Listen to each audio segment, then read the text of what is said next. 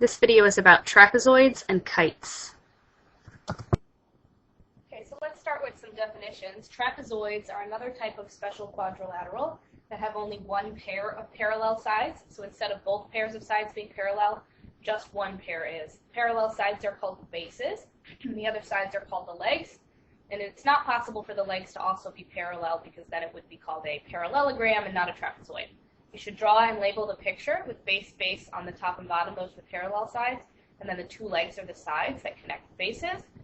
And then what's labeled in blue are the base angle pairs. So the bottom two angles are called base angles. They're a pair together. And then the upper two angles are called the base angles pairs as well because they're both adjacent to the same base.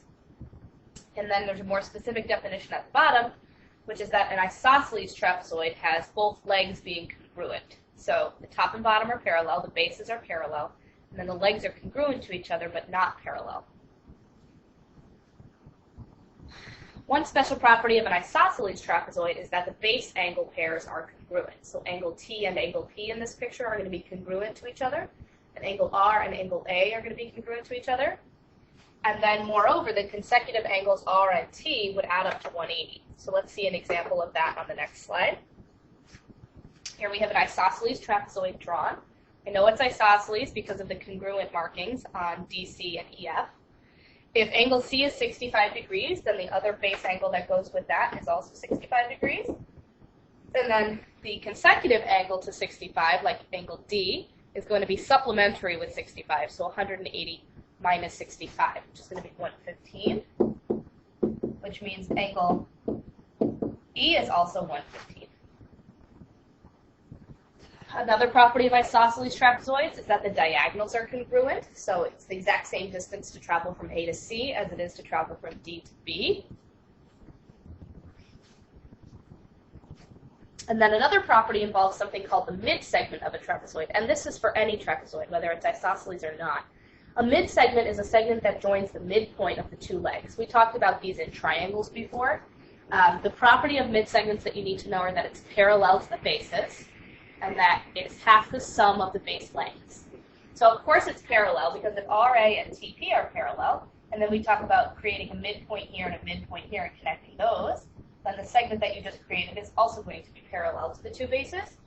And then with the length of it, it's basically the average of the two bases. So like if this was 6 and this was 10, to figure out the length of MN, you would add 6 plus 10 and get 16, and then divide it by 2 to get 8. Or you can just think about it as being halfway between the length of the smaller base and the longer base. Let's see that with some variables. So here we have a trapezoid. It does not have to be isosceles, and this one's not. It's got the mid-segment shown, which it says in the question, and it wants us to find x. So we can write a few versions of the equation for this. But the one I would write is to add the smaller base, which is 4x minus 10, plus the longer base, which is 8, divide that sum by 2, and that should equal the mid-segment length, which here is x plus 2. And then we want to solve this equation. I might put this over 1 and use cross-multiplying.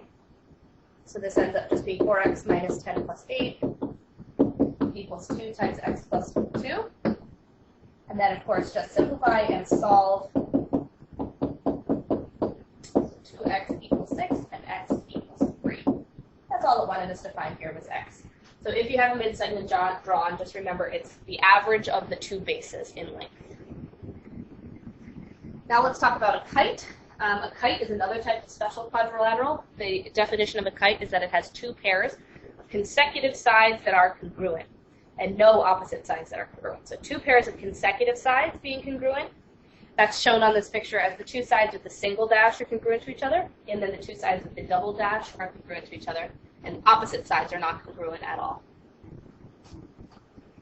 One property you need to know about a kite is that the diagonals form 90-degree angles. Diagonals are perpendicular to each other, as shown on this picture. All 4 of the angles around here would be 90-degree angles, right? All of these. Let's see the next example. Let me see the next property. I may come back to that property and show something. Yeah, let me come back to this property.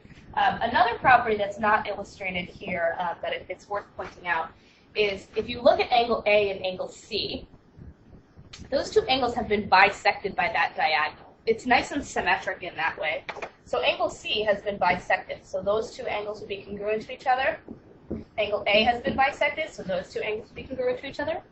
But angles B and D have definitely not been bisected, so that diagonal does not do any bisecting at the vertex angles, but one of the diagonals does bisect the vertex angles. So you're going to want to be on the lookout for that, because it may come up in some of these finding the missing angle type questions, like this one. So we have a kite. We're asked to find angles 1, 2, and 3. Angle 1, right off the bat, you should know is 90 degrees, because it says you have a kite, and the kite has a perpendicular diagonal. So the measure of angle 1 equals 90 degrees. The measure of angle 2 we can get by using the triangle 52 plus 90, and then subtract that sum from 180. Let's see if I can write that a little better. So 180 minus the sum of 52 and 90. Okay, so that's going to be 38 degrees. That's going to be angle 2. And then the measure of angle 3, this is where it's helpful to know that the diagonal that's drawn from D to F is the one that bisects the corners. How do you know which one bisects the corners? It's going to be the diagonal. So this one is congruent to this one, and this one's congruent to this one. So it's going to be the diagonal that cuts this in as a line of symmetry right down the center. So on the left you have one of the single dashes and one of the double dashes, and on the right you have one of the singles and one of the doubles. So the diagonal that creates symmetry is the one that does the bisecting of the angles. So back to angle 3, that means we know it must also be 52 degrees. And those are the 3 missing angle measurements in this kite. And that is all.